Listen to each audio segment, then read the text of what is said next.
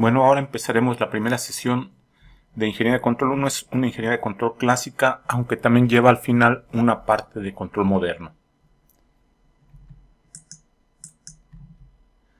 Aquí está el índice. Es una introducción, una historia de control, la cual nomás haremos referencia a un trabajo bastante completo de esta historia, conceptos básicos de control, y empezaremos a modelar sistemas. Nosotros estamos interesados en modelar sistemas porque si yo tengo una representación formal del sistema que está validada, entonces yo podré predecir ciertos comportamientos del sistema y características que tiene el sistema y corregirlas en caso de ser necesario. Para corregirlas, pues tendré que usar control. Y en el control yo analizaré dos tipos de información básica que tiene el sistema, que es el estado estacionario y el estado transitorio. Con esta información yo procederé a corregir lo que no me es útil o lo que no quisiera que tuviese el sistema, con diferentes acciones de control. También vemos la estabilidad y luego algunas técnicas más específicas de diseño de controladores o compensadores, en este caso usando el lugar de las raíces y el diagrama de Bode. En el caso de control moderno, que es muy poco, solamente va a ser ubicación de polos, diseño de observador, ¿sí? Y algunas cosas como rechazo a perturbación constante, seguimiento de trayectoria y algún desacoplamiento. Estos son los libros básicos que se utilizan. Como se ve, pues siempre es el Ogata, ¿verdad? El Dolph, Franklin, Kailat y Chen. Si se quiere un curso de sistemas lineales del punto de variables de estado, pues hay otro curso que se debe ver. Bueno, ¿qué es control? Control no es más que hacer que un sistema se comporte como uno quiere o como uno requiere en caso de ingeniería. El control está prácticamente omnipresente en todo el quehacer humano. Nos gusta controlar el clima, la persona, la economía, la natalidad, etc. ¿Sí? Y tenemos también la industria, pues también que queremos controlar los motores, la fabricación, que es hacia donde nosotros nos enfocaremos en este curso. Para lograr que un sistema se comporte como uno quiere, pues debe tener ciertas entradas ese sistema que yo las puedo manipular para lograr el efecto requerido en el sistema, en el comportamiento del sistema. Para saber que el sistema está haciendo lo que yo quiero, pues debe tener algunas salidas, sensores ahí que yo puedo medir y saber qué está haciendo el sistema y bueno, saber si está haciendo lo que se requiere o no. El control lo puedo hacer yo, abriendo y cerrando válvulas con unas personas, o bien con un dispositivo electrónico o automatizado, con relevadores, etc., sin intervención humana. Cuando no hay intervención humana, pues se le llama control automático. Es fácil pensar que si yo tengo un sistema, aquí tengo mi sistema A, y yo quiero que tenga una salida, por ejemplo, 20 grados centígrados, pero como A es una función que transfiere la información de un lado a otro, pues yo no sé en qué forma lo haga. Entonces yo podría pensar que le pongo un controlador aquí, en cascada, que tiene la función inversa. Y ahora si yo quiero 20 grados centígrados en una habitación, pues le pongo un 20 aquí, y el sistema, como es unitario, se irá a 20 grados centígrados. Entonces, esta forma rápida de pensar, de que yo puedo hacerlo, pues tiene algunos inconvenientes. Primero, el primer inconveniente es la gran sensibilidad que tiene esta aproximación al conocimiento del modelo de A. Si A no es exactamente el sistema modelado, entonces se va a ver reflejada esta pequeña no igualación al modelo en la salida. Otro inconveniente que se le ve es que estoy pidiendo que A sea invertible. Si A es singular, pues no tendrá inversa, ¿verdad? Esto, por ejemplo, se puede ver en una función de transferencia de que A es un numerador en S entre un polinomio en S entre un denominador, un polinomio en S también. Y en general hay más grado en el denominador que en el numerador. Si yo invierto esto, resulta que hay más grado en el numerador que en el denominador, y esto resulta en sistemas no causales, es decir, que para saber la salida al tiempo presente requiero conocer lo que le voy a aplicar en un futuro. Y eso no existe. Entonces, esta aproximación de hacer una inversa no siempre es posible llevarla a cabo. Entonces, lo que va a hacer este curso es decir, ok, ya me di cuenta de que no puedo hacer la inversa. Entonces no puedo hacer este tipo de control. Entonces voy a estudiar dos características del sistema. Una es que es en su comportamiento. Una es cómo se comporta el sistema, ¿sí? Cuando está en estado que yo le llamo transitorio y después cuando está en estado estacionario, ¿sí? Viendo estas dos respuestas, yo puedo aproximar o diseñar un controlador. Ya no puedo cancelar exactamente al sistema, pero puedo hacer cosas bastante buenas todavía, ¿sí?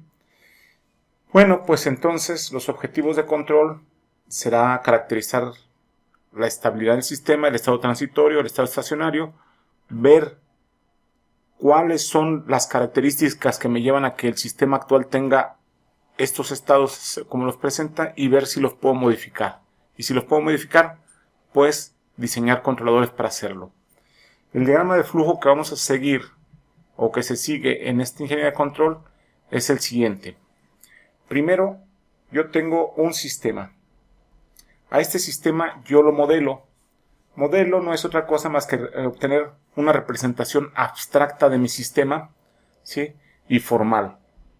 De manera que el modelo represente al comportamiento del sistema. Para lograr esto yo lo debo validar. ¿Qué es validarlo? Pues aplicarle entradas al sistema y las mismas entradas al modelo. Y si el comportamiento de ambos es muy igual, entonces yo diré que mi modelo es una representación válida del sistema. Es claro que no vamos a poder llegar fielmente a una representación del sistema, pero bueno, con una aproximación bastante buena podemos trabajar, ¿sí? También es claro que el sistema pues hay muchos modelos. Tendremos que buscar uno que se adecue a nuestras necesidades. Una vez que tengo el modelo, lo que yo tengo ahora es que analizar al modelo, ver qué propiedades tiene, y es ver su estabilidad, su estado transitorio, su estado estacionario, y ver si es adecuado para el funcionamiento del sistema o requiero cambiarlo. Si requiero cambiarlo, entonces tendré dos formas o dos técnicas básicas para hacer: el control clásico o el control moderno. El control clásico es buscar la función de transferencia del modelo, hacerlo en función de transferencia en Laplace y diseñarles controladores todo o nada, PID, estructuras básicas de control, compensadores, etc.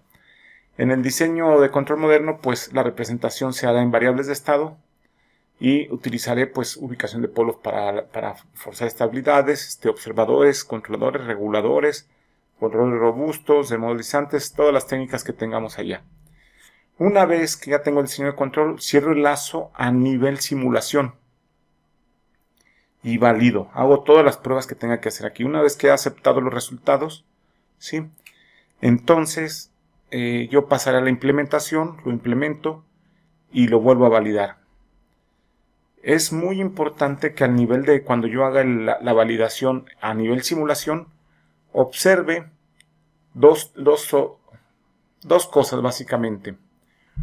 Una es la salida de mi sistema. Mi sistema se debería de comportar como yo requiero si ya le puse el controlador. Si eso lo cumple, llevamos la mitad del trabajo hecho. La otra mitad se refiere a ver la entrada al sistema.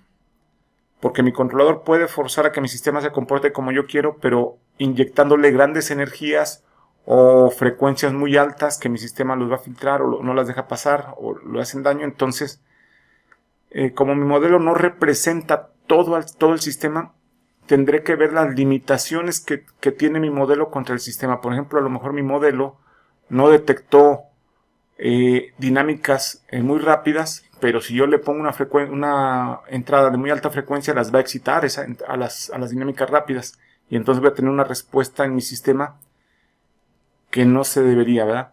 Entonces, si yo sé esas limitaciones de mi modelo, aquí en la simulación yo voy a ver la entrada. Y voy a ver que la entrada cumpla con las hipótesis o las reducciones que yo hice en mi sistema. Si cumple, entonces lo dejo pasar y trabaja, ¿no? Bueno, como les dije, el modelo que había muchas representaciones. Bueno, el modelo pues nomás se refiere a la etapa donde se obtiene una representación abstracta y formal del sistema. Aquí va a requerir que la persona que está haciendo el control tenga conocimientos del fenómeno físico que está por modelar.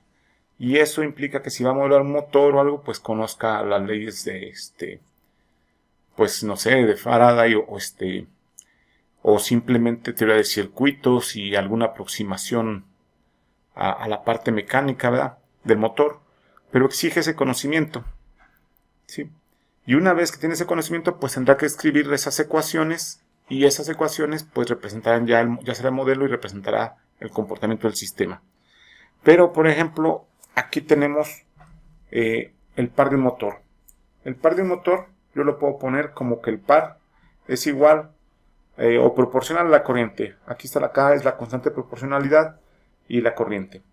Entre más corriente le pongo al motor, pues más fuerza tendrá ese motor, más par tendrá ese motor. Claro, aquí es donde entra nuestra realidad. Yo hice este modelo del par, pero este modelo tiene limitaciones. Por ejemplo, yo puedo ver que mi motor dice que trabaja desde 0 amperes hasta 50 amperes, y si le pongo 100 lo voy a quemar.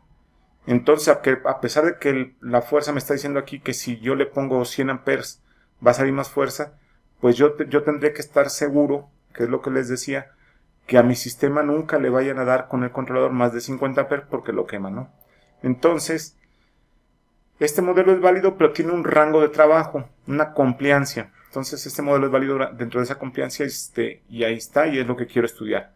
Pero a veces yo necesitaría un modelo un tanto más sofisticado, porque a lo mejor voy a hacer control en lazo cerrado para asegurar que el par es constante independientemente de las cargas que yo le ponga, que pueden ser diferentes o variadas porque no sé que le voy a conectar a un motor. Y entonces hago un modelo como este que está aquí, que el par es igual, vamos a decirlo un tanto así como Newton, fuerza por aceleración es el momento de inercia por la aceleración angular, porque es fuerza en rotación, ¿verdad? El coeficiente de fricción por la velocidad, el par que le esté agregando que puede ser desconocido, fuerzas elásticas que podría estar también aquí, ¿sí? Y bueno, aquí yo puedo despejar la W punto y escribir mi ecuación de W, ¿sí? Pero también tengo la malla eléctrica del sistema y tengo que el voltaje de entrada en el motor es igual a al voltaje que se cae en la resistencia, que se cae en la inductancia, ¿sí? El que se cae en la fuerza contra electromotriz del motor, ¿sí? Que es como se calcula como K por W, es una constante. Y ahí, con esto yo tengo mi malla eléctrica, la I es la corriente que está circulando por aquí. Tengo mi malla eléctrica y mi malla mecánica. Y tengo cómo se acoplan ellos. De hecho, la corriente se acopla hacia el par con esta ecuación. Y la velocidad se acopla hacia la fuerza contra electromotriz con esta ecuación, ¿sí? Y hay muchos otros modelos. Entonces, ¿cuál modelo escoger si tenemos muchos modelos? Bueno, hay que ver varias cosas. Como se ve, el modelo 1 nos dice cuánto vale el par con relación a la corriente, y el modelo 2 también, e incluye otra variable ahí que es la velocidad, ¿sí? Entonces, el modelo que yo estoy haciendo, si hay muchos modelos, no va a ser el sistema, ¿sí? El modelo es una representación abstracta de lo que hace el sistema, pero solamente va a estar capturando una parte del sistema. Yo creo que el único modelo del sistema que tengamos para representarlo pues será el sistema mismo, y todo lo demás que haga yo de modelos formales serán más o menos buenos, ¿sí? Pero nunca llegaremos a la representación real de todo el sistema. El primer modelo, el uno que nomás es K por I, se llama estático, ¿sí? Y el segundo dinámico. ¿Sí? Vamos a ver que estático es porque el par depende nada más de la corriente, ¿sí? Y en el segundo caso, que es dinámico, el par depende, por ejemplo, de la corriente, ¿sí? Y de la velocidad, pero también yo voy a poder considerar que la corriente es una entrada, pero también dependerá, como ven, si es L por DI en DT, que está ahí en el último término de esa ecuación. Si ustedes tienen eso, quiere decir que para resolver eso necesitan la condición inicial de la corriente y la condición inicial de la velocidad. Entonces ese modelo necesita conocer, además de las entradas, las condiciones iniciales de ciertas variables que están en el interior del sistema. Por eso se llama dinámico. Entonces, si se fijan, el sistema no es el que es dinámico, sino es el modelo que yo construí de ellos. Bueno, y si tengo varios modelos, ¿qué voy a hacer? Bueno, el modelo más simple que capture lo que quieren estudiar es el mejor. Si ustedes lo complican un poco más, bueno, pues su análisis será más complicado, pero no mejorará, ¿verdad? ¿Sí? Si ustedes simplifican mucho el sistema y ya no está lo que quiere estudiar, pues ya no servirá ese modelo. ¿Sí? Lo que les decía, el modelo pues tendrá que ser validado. ¿Cómo? Pues poniendo la misma entrada al sistema que al modelo y ver que se comportan igual. Mientras no se comporten igual, tendremos que seguir ajustando mi modelo, para llegar a que tenga un buen modelo del sistema. Bueno, si ya tengo el buen modelo del sistema, entonces yo voy a ver cómo se comporta este sistema. Voy a ver si es estable este modelo, voy a ver sus sobretiros, sus tiempos de establecimiento, muchas características. Y dependiendo de este comportamiento y de las técnicas que yo quiero usar, por ejemplo, control clásico, pues utilizaré funciones de transferencia, etcétera, o variables de estado en su caso de control moderno. ¿Sí? Bueno, ¿qué es la historia de control? Les dije que no iba a decir nada de esto, nada más hay una referencia al doctor Ramón Piedrafita. Él ha hecho de la Universidad de Zaragoza, ha hecho un muy buen resumen de la historia del control. La pueden encontrar aquí. Bueno, de los sistemas que vamos a estudiar son los sistemas lineales e invariantes en el tiempo de una sola entrada y una sola salida. Veremos poco a poco qué significa cada una de esas palabras. Sistemas dinámicos, lineales, invariantes en el tiempo, sola entrada, sola salida. ¿Sí? Bueno, pues para nosotros haremos una definición muy abstracta de un sistema y simplemente es una colección de elementos agrupados que interactúan entre sí con algún objetivo común. ¿Sí? Ahora, si vemos el dinámico, es lo que les decía hace rato.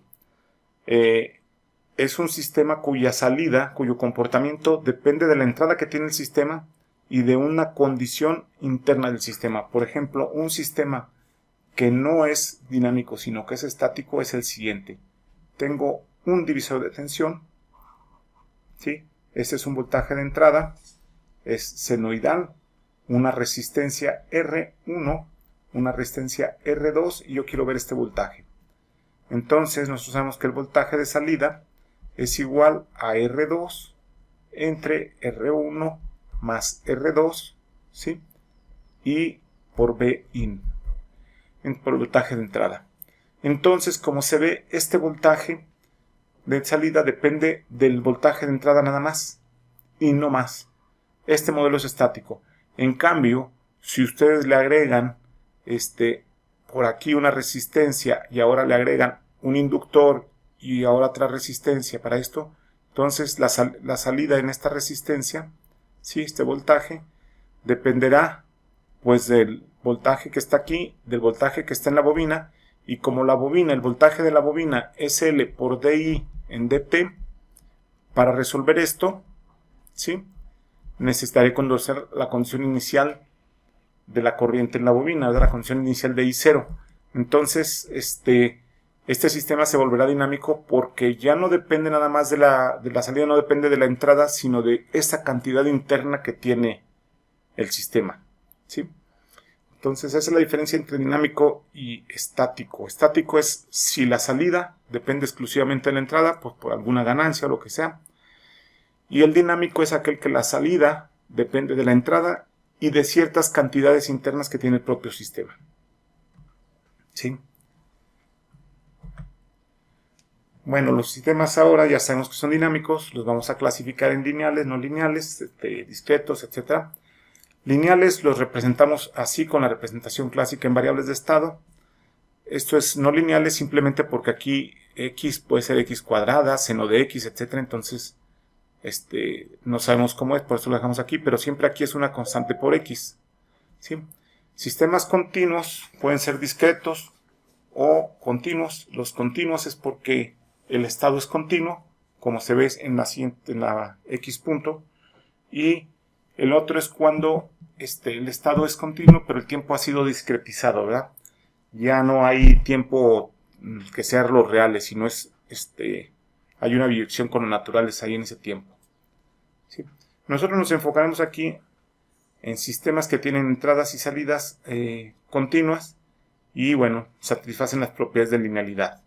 ¿Sí? Por ejemplo, bueno, y de t se podrá calcular así. Vamos a verlo poco a poco, ¿verdad? Esta es la respuesta al impulso unitario, esta es la entrada. Así se calcula la entrada al tiempo t. Esta es una forma muy general de describirlo porque estamos diciendo que el tiempo lo estamos variando desde menos infinito hasta más infinito, perdón, el tiempo, la tau estamos variando desde menos infinito hasta más infinito, ¿sí? Para obtener la salida al tiempo t. Y la tau es la señal que le estoy metiendo al sistema. Esa es la U. O sea, yo tengo aquí mi sistema, ¿sí? Sistema que lo puedo representar como esta convolución. Ahora vamos a ver también cómo se podrá representar. Pero lo que quiero que vean es que aquí tengo la U y está saliendo una Y. El problema de salir de esta Y es que para tenerla en este tiempo, yo estoy diciendo que la U la estoy variando desde menos infinito hasta infinito, ¿sí? Y eso quiere decir que si yo estoy en el tiempo de un segundo, tengo que conocer incluso el futuro para poder resolver esto. Bueno, si mi sistema es causal, entonces ya no hay necesidad de conocer el futuro, nada más llego hasta el tiempo presente, ¿sí? Eso está bien. Y si además mi sistema es relajado, entonces no tengo que ver las entradas pasadas, nada más las entradas a partir de donde yo empiezo la observación, porque todo lo que pasó en el pasado ya fue disipado por mi sistema, esas energías, y ya quedaron sin efecto. Entonces yo puedo ver a partir de esa nueva entrada que le doy cómo se va a comportar hasta el tiempo t. ¿Sí? Que sea CISO o que sea mismo mi sistema, bueno, es que CISO es una sola entrada, una sola salida, y MIMO, pues, muchas entradas, muchas salidas. ¿Sí? Si el sistema está relajado, entonces yo lo puedo escribir de esta forma. ¿Sí? Donde H es un operador o función que especifica la relación entre la entrada y salida. Puede ser, por ejemplo, una función de transferencia, ¿sí? Que me dice cómo la U la multiplico por H y sale la Y. ¿Sí? Si está el sistema relajado y ya lo puedo representar con esta forma, bueno, podemos poner esta linealidad, que esta es la condición de linealidad, la veríamos así, que H de una suma de entradas es la salida de mi sistema. Si esta es la salida del sistema debido a una suma de entradas, sería la salida debido a una entrada más la salida debido a la otra entrada. Podemos representar esta superposición de una forma que tengo la adición y la homogeneidad. ¿Sí? ¿Se fijan? La suma y el escalamiento. Bueno, vamos a tratar de ver más detenidamente qué son estos conceptos. Para eso vamos a hacer la función delta o impulso. Si se fijan, esta función es una función que en el tiempo t1, ¿verdad? Tiene esta característica. Es 0 para antes, es 0 para después y 1 en delta para este intervalo. Si ahora ese intervalo lo hacemos tender a 0, si se fijan, esta función tiene esta característica. Tiene entre el tiempo que es t1 y t1 más delta, tiene una altura de 1 en delta. Si uno multiplica la base por la altura, esto da 1. ¿Sí? Entonces, si yo hago tender delta a 0, se fijan, no importa el valor de delta, esto siempre tiene 1, esta área que está aquí abajo. Entonces, al hacer este límite, bueno, se llega a la función impulso, de manera que la integral, que es el área bajo esa curva, sigue siendo 1. ¿sí? De manera que si yo pongo cualquier función y la multiplico por un delta que está centrado en T1, pues simplemente es la evaluación de f de T1. Claro, se requiere que T1 sea, que f sea continuo en T1, que tenga algún valor ahí. Esa continua es que los límites por la derecha y por la izquierda coincidan y además sean igual al valor de la función. Cualquier función continua la podemos aproximar por una serie de pulsos, como lo tenemos aquí. La u la puedo poner como muchos pulsitos, ¿sí? Que están desplazados, pues, de acuerdo a ti, ¿sí? Esta es delta de t. Es delta de delta mayúscula. Si el sistema, si los pares de entrada y salida del sistema están relajados y satisfacen la propiedad de linealidad, entonces tendremos esta. Y si delta tiende a 0, así lo representaremos, ¿verdad? Este es al tiempo t. Ya llegamos a como empezamos, ¿sí? Con esta representación. Ahora ya tenemos un poquito, que era g de t menos tau, ¿verdad? Y esta es la respuesta al sistema relajado a un impulso aplicado al tiempo tau, ¿verdad? Es lo que es. Y es lo que habíamos visto que es g de t es del puntito este es la observación y esto es la entrada, ¿sí? Ahí está, ya puesto en resumen. Si tuviese muchas entradas, muchas salidas, esta g pues no sería un escalar, sino sería esta matriz que tengo aquí. Entonces, para mí causalidad va a ser que y de t ya no depende como está acá del futuro, sino nada más depende hasta t, ¿sí? Y relajado, si no depende desde el menos infinito, sino depende de t en adelante. Entonces, si tuviera relajado y causal, pues la observación al tiempo t sería desde t0 hasta t. Invariante en el tiempo lo que dice es que la respuesta del sistema debido a una entrada que se ha desplazado es igual a la salida desplazada, ¿sí? Aquí tengo que es desplazar g, ¿sí? Aquí tengo esto. En este caso, pues como yo sé cuánto vale g, que es h por delta, la h no depende del tiempo, entonces el desplazamiento entra y entra hacia el delta y lo que estoy haciendo es desplazar ese tiempo, ¿sí? Entonces es como si hubiese desplazado la entrada, ¿sí? Entonces aquí tenemos qué significa esto, qué significa desplazar la entrada. Lo que estamos diciendo aquí es que si yo desplazo la entrada es desplazar la salida. Es decir, si yo tengo esto, ¿sí?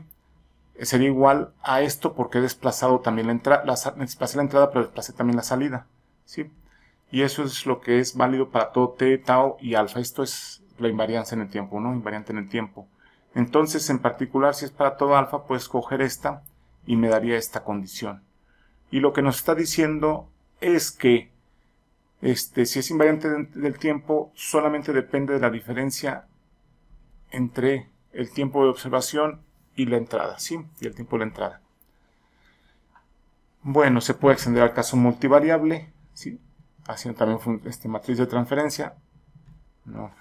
Y bueno, la función de transferencia que vamos a utilizar en este caso, tenemos una entrada, una salida nosotros.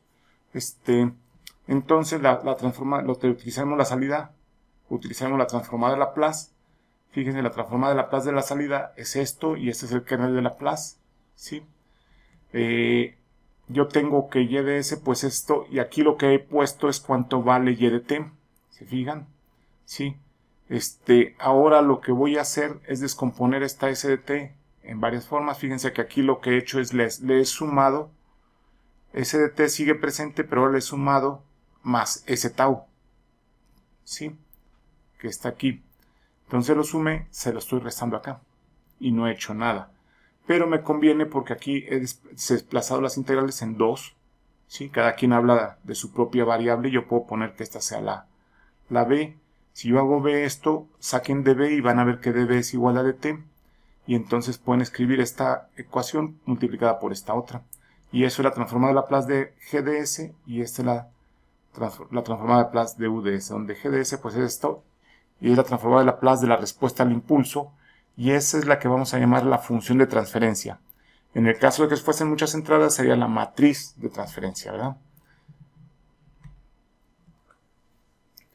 Bueno, a las señales que yo voy a manipular para hacer que el sistema se comporte como yo quiero, pues le voy a llamar señales manipulables.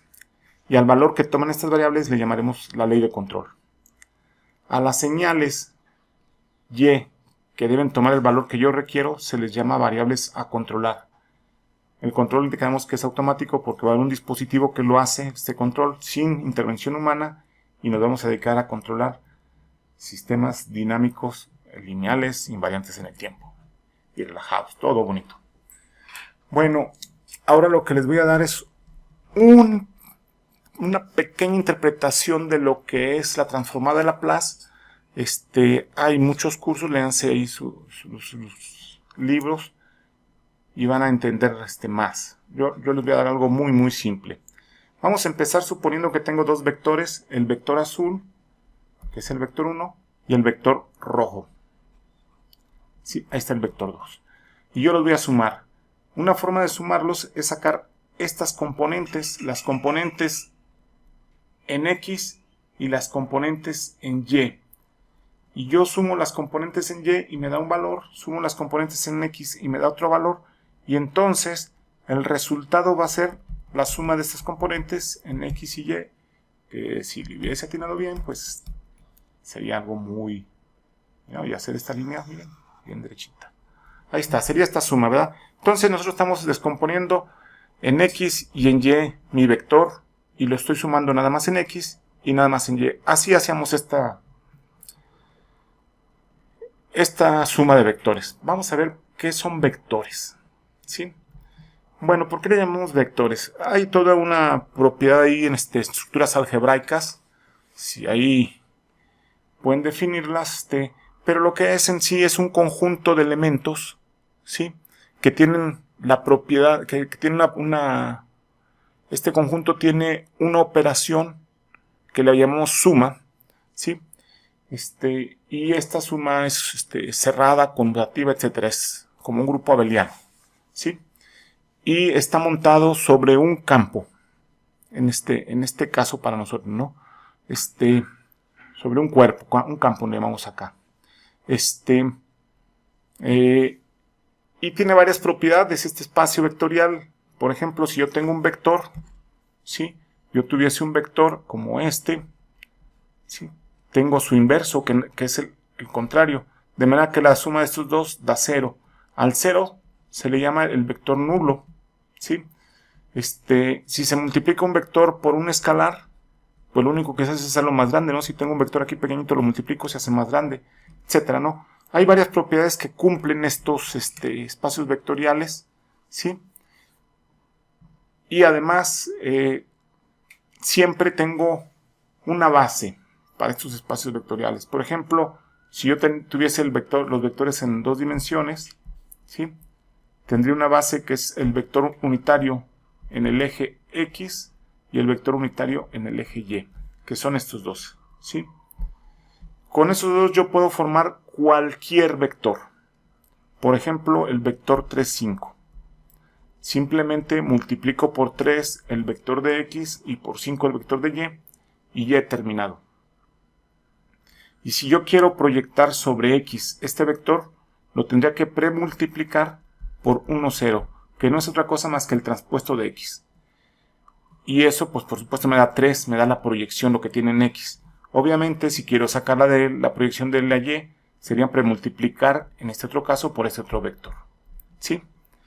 Y me da esa otra proyección. Y entonces con esa base y esa forma de calcular las proyecciones, yo puedo descomponer en X y Y hacer las operaciones que yo quiera, ¿sí? Cabe decir que esto que está aquí, que es la proyección, no es más que el producto interior de la base por el vector, ¿sí? Bueno, vamos a ver ahora funciones real valuadas y periódicas. Estas funciones tienen por sí solas la característica de ser vectores. Si ustedes suman, en el sentido es el siguiente, ¿verdad? Que si ustedes suman dos funciones real valuadas periódicas, el resultado es otra función periódica. Si ustedes piensan en una función periódica como esta, pues el inverso de ella sería hacerla justamente al revés, y si la suman da 0, ¿sí? Si ustedes la multiplican por un escalar, esta función periódica solamente va a dar más grande, etc. O sea, tiene todas las características de un espacio vectorial, ¿sí? Ahora, si tengo eso, pues tendré una base, sí. Hay muchas bases también, no voy a decir que no, pero vamos a utilizar la de senos y cosenos, que es la que nos enseñaron con Fourier, ¿sí? Y el producto interior es esto que está aquí abajo, esta expresión, ¿sí? Y lo que está haciendo es como una función periódica. Aquí está un seno de omega t, seno de... qué omega tan bonito, seno de 2 omega t, etcétera, ¿verdad? Y luego los cosenos, imagínense, esto es una base infinita, ¿verdad? Tengo muchos. Y si yo tuviese un vector que ahora es una función, y esta función obviamente va a estar variando, pero como depende de t, la voy a descomponer en sus proyecciones ortogonales, y estas van a ser los B0, B1, B2, etcétera, ¿no? Entonces, es lo que está haciendo Fourier. Yo tengo una señal periódica y la pone como una suma de senos y cosenos, ¿sí? Es lo que hace. Y a la frecuencia de cada seno y coseno, pues se le llaman los armónicos de la señal periódica. Si está en senos y cosenos, bien, pues ustedes pueden construir cualquier función periódica en términos de estos senos y cosenos, ¿sí? Y saben cuánto valen los A0 y los AN y los BN. Uno es la componente directa, otros serán las primeras frecuencias, las segundas, las terceras, etcétera, ¿no? ¿Sí? Pero se fijan, lo único que estoy haciendo para calcular esos AN, BN no es otra cosa más que sacar la sombra, la proyección que deja mi función en cada una de estas direcciones que son la base. Igualito que lo hacíamos con un vector. De hecho, las funciones son vectores. Estas funciones son vectores. Hay una identidad de Euler. Esta está ahí como es una exponencial compleja, se hace como senos y cosenos, ¿va? Y eso nos permite reescribir mi serie de Fourier en complejos, ¿sí? Y ya lo tengo con exponenciales complejas. Ahí está, ahí abajo, cómo se reescribe esta función. Y ahora la pregunta es, ¿qué pasa si la función no es periódica? Si la función no es periódica, yo puedo imaginarme que sí es periódica, pero con periodo infinito. Y voy a hacer que el periodo tienda a infinito. Tomando estos límites, salen estas integrales, y ahora me está diciendo cómo se representa esta función con periodo infinito, o sea que no es periódica, en estos tonos. Ahora ya no tengo tonos, sino tengo exponenciales complejas, ¿verdad? ¿Sí? Entonces, mi transformada de Fourier, como esta es f de t, la voy a reconocer como este interior que tengo aquí, y me va a estar diciendo cómo se proyecta mi función en estos tonos, ¿sí? Complejos. Ahora, esta proyección que tengo ya no me va a dejar, como en el caso anterior, una base numerable que tenía seno de omega t, seno de 2 omega t, de 3 omega t, 3, 4, etcétera, que eran números naturales, ¿verdad? Ya no es numerable. Ahora en esta se volvió densa, ya tengo la frecuencia 1.0001, 1.2, etcétera, ¿sí? Ya se volvió densa mi proyección. O sea, es una función. Si yo tenía hace rato tonos, que era este seno, más tanto coseno, más esto coseno, etcétera, en frecuencias, tonos, ¿verdad? Ahora tengo algo denso y se pone como función, ¿sí? Bueno, si uno trata de sacar esas integrales de Fourier, pues a veces la integral no converge. ¿Eso qué quiere decir? Que no es acotada. Bueno, una solución es que si yo tengo una señal que no sé cuánto va a valer, la puedo envolver o multiplicar por una exponencial, que esta sí que se va haciendo menos. La acoto, la voy acotando conforme va aumentando el tiempo o la frecuencia, la voy haciendo más pequeña, ¿verdad? Y entonces mi integral va a tener sentido. Bueno, pues entonces es la misma, donde si se fijan nomás le agregué una parte de e a la s, ya tiene ahora una parte real, y lo que estoy haciendo es esa convergencia, la estoy usando para que converja, y entonces esto es la transformada de Laplace, ¿sí? Es la representación de estos tonos, de esta señal f de t, en estas frecuencias complejas, ¿verdad? Y que las vamos decayendo por una exponencial Sigma es lo que le llamamos la abscisa de convergencia, y ahí está. Bueno, nosotros, este curso es ingeniería, entonces en Laplace utilizaremos tablas, para hacer las transformaciones, pero veamos rápidamente algunas transformadas básicas. Aquí está una señal que se le llama escalón unitario. Para el tiempo negativo vale 0 y para el tiempo positivo vale 1. ¿Sí? Y aquí pues no hay una y, es una t. ¿Sí? Entonces, pues de acuerdo a la transformada de Laplace, pues es la señal, por es esto, pero como nomás está definida para estos tiempos, pues es esto que está aquí, hacemos la integral y vale 1 en s. ¿Sí? La integral es directa, como ven. ¿Sí? No más que como si tengo que tomar los límites, pues cuando vale menos infinito vale 0 y cuando vale 0, la exponencial vale 1 y por eso queda 1 en s. Si tengo una exponencial como está aquí y por el cut and paste quedó igual y como es esto también, bueno, pues nomás es sustituir la función donde se tiene la definición y a pasar a hacer las integrales. ¿Sí? Se hacen las integrales y me dice cuánto vale. Fíjense aquí que si el sistema si el coeficiente es positivo, ¿sí? Sale negativo y si es negativo sale positivo, cambia. ¿Sí? Esta exponencial, cuando es positivo, serán exponenciales que crecen y estas serán exponenciales que decrecen. ¿Sí? La transformada de Laplace de la función delta, que vale 1, ¿sí? Eso hay que usar un tecnicismo más de límites, pero nos sale que es 1. ¿Sí? En general la transformada de Laplace se denota como esta, la transformada L de Laplace de esa función. ¿Sí? Y tiene propiedades interesantes. La transformada de Laplace es lineal. Si yo tengo la transformada de Laplace de dos funciones, es la suma de las transformadas de Laplace.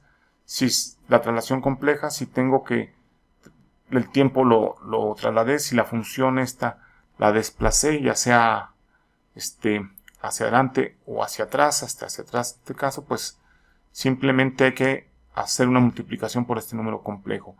Si es más aquí, aquí es menos. Si fuese menos, aquí es más. ¿Sí?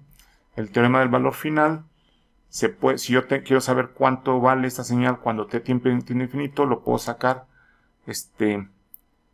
como el límite de s tende a 0, de s, esta s quedó acá abajo, pero es arriba. Sí, la vecta de aquí. S por la transformada de Laplace de esto. Esto si el límite temporal existe. La función debe ser estable para que estable que el límite exista para que esto sea cierto. Si no existe, esto me va a dar valores que no son ciertos. El teorema del valor inicial, lo mismo, esta S va arriba, no va abajo. ¿Sí? Se tiene ahí. Las derivadas, pues esta es una propiedad también interesante. La transformada de Laplace de la derivada de una función es la transformada de Laplace de la función, pero la multiplico por s y le resto la condición inicial. Si tengo aquí la doble derivada, pues será s cuadrada por la transformada de Laplace de la asta menos las condiciones iniciales de la señal.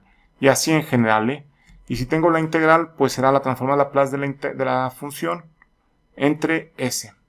La convolución en el tiempo es la multiplicación en Laplace, ¿sí? Eso está interesante también. Y bueno, pues ejemplos diversos, ¿no? De la transformada de Laplace. Si yo tengo la transformada de Laplace de estos dos, ya la sacamos hace rato, pero si no la buscaría en tablas. Y lo que hago es aplicar la linealidad. Entonces sería transformada de la suma, las constantes salen fuera de Laplace, ¿sí? Y me queda la transformada de e a la menos 2t, la sacamos hace rato y si no búscanlas en tablas y serán estas. Si tuviese la derivada de esto, bueno, pues sería la transformada de Laplace de e a la menos 2t, que ya la sacamos aquí, ¿verdad? ¿Sí? Y tendría que estar multiplicada, bueno, la constante salió por s, menos las condiciones iniciales. Las condiciones iniciales, ¿cómo las saco? Hagan t igual a 0, e a la 0 es 1 y me queda nada más 5, por eso pongo el 5 ahí. ¿Sí? Si tengo una integral, ¿sí? Pues el 5 sale de la integral y de Laplace y me queda transformada Laplace de lo que está dentro, que sería S más 2 por S y el 5 por acá. ¿Sí? El teorema del valor final, fíjense que este sí existe, porque si yo pongo el tiempo en infinito, me quedaría E a la menos infinito. E a la menos infinito es 0, ¿verdad? Y tendría por acá abajo, el límite de S tiende a 0, de S por esto, ¿sí? Cuando S tiende a 0, pues, si se fijan, los límites los puedo tomar porque es un polinomio arriba, un polinomio abajo, no dividen, porque abajo es 0 entre 3, entonces el límite está bien aplicado y esto es 0, ¿sí? Si fuese positivo, yo no pudiese aplicar esto, tal vez les quedaría 0 o 3, pero no les podría aplicar porque no es estable, no tiene límite esta señal, entonces no puedo aplicar el teorema del valor final. Bueno,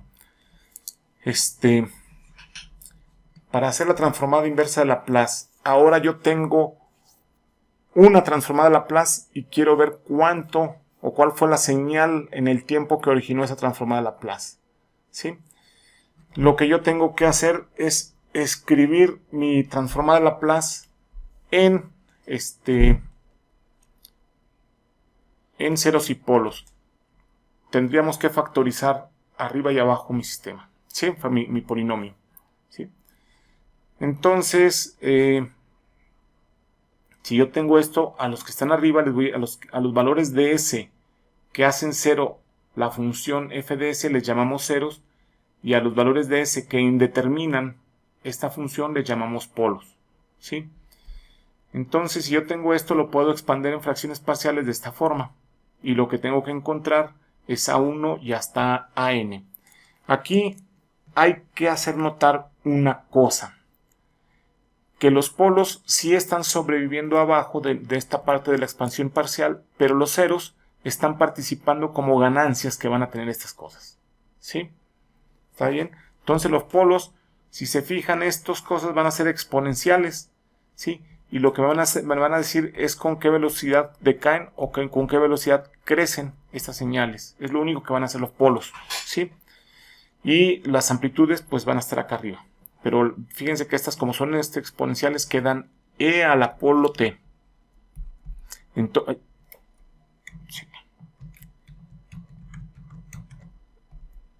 Entonces, lo que queda es E a la del polo y al T, ¿verdad? Y entonces, entre más grande sea el polo, ya sea positivo o negativo, será que crezca o decrezca más rápido. Bueno, si yo tengo esta expansión parcial, hay unos teoremas allá de Borel y de residuos que nos implican cómo podemos calcular las AIs. Aquí les estoy proponiendo directamente con el resultado que lo calculen así, ¿verdad? Y lo que tienen que calcular es multiplicar f de s por ese polo que ustedes quieren tener y evaluarlo en el polo, ¿sí? Al multiplicar por se va a cancelar. Si se fijan, si ustedes multiplicasen f de s por s más p1, se cancelaría el s más p1 y ya no tendrían más polo en f de s. Y entonces pueden tomar el valor, ¿sí? Cuando hay polos complejos, ¿sí? Esto que se hace solo cuando todos los polos son distintos entre sí, Si no, vamos a utilizar otra metodología que es muy parecida, ¿sí? Aquí es cuando cuando está repetido. Si el polo PI no está repetido, puedo utilizar esto. Cuando está repetido, no lo voy a poder utilizar. Si son complejos, pues aquí me quedarían complejos los polos, ¿verdad? ¿Sí? Lo que voy a hacer es multiplicar también f de s por los dos, ¿sí? Y f de s por esto, cuando evalúen menos p1, puede ser en el polo 1 o en el polo 2, no me importa. Lo voy a igualar con alfa de s1 también evaluados en esos mismos, ¿sí? Ahora veremos ejemplos. Si cuando hay polos repetidos, por ejemplo aquí que hubo un polo repetido k veces, ¿sí? Entonces a a la r lo calculo de esta forma, es igual a ya nomás, pues hace rato tenía nomás a la primera potencia, pues está esta y esta. Si se fijan, todos están multiplicados por la r-ª potencia, de manera que todos se van a cancelar, ¿sí?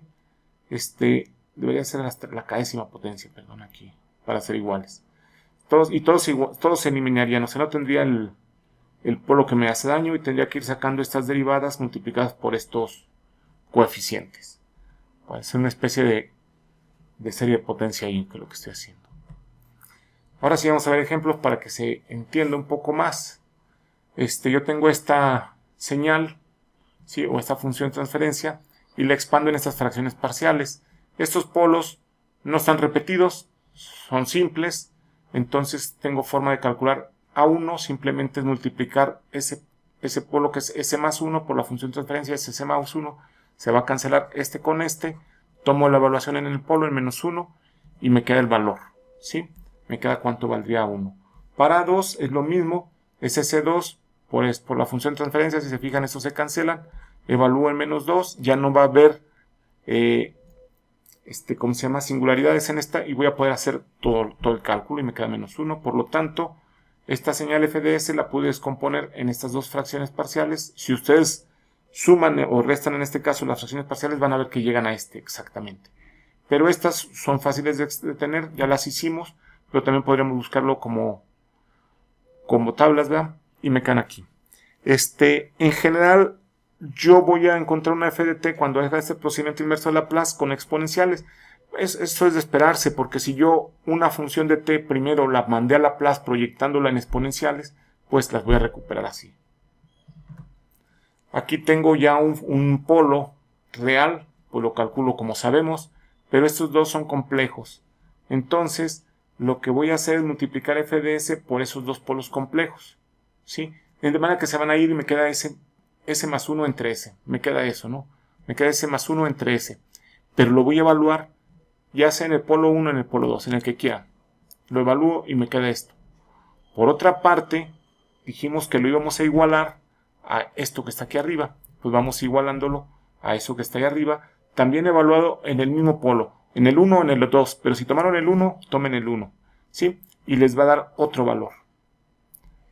Acto seguido lo que tengo que hacer es igualar estos dos. A igualar partes reales, partes complejas y resolver.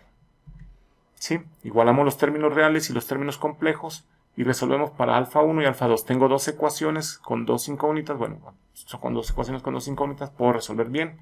Y entonces mi expansión en fracciones parciales me da esta. Esta ya está en tablas y es esta exponencial. ¿Sí?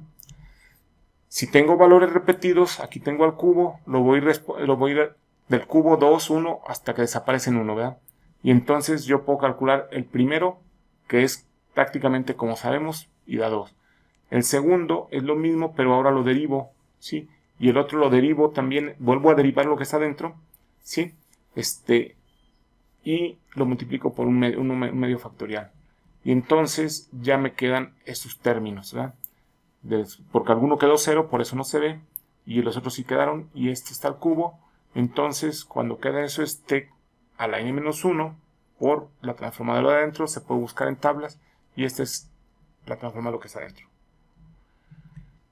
También nos puede ayudar a transformar Laplace a resolver ecuaciones diferenciales, lineales e invariantes en el tiempo, y además ordinarias, que son estas.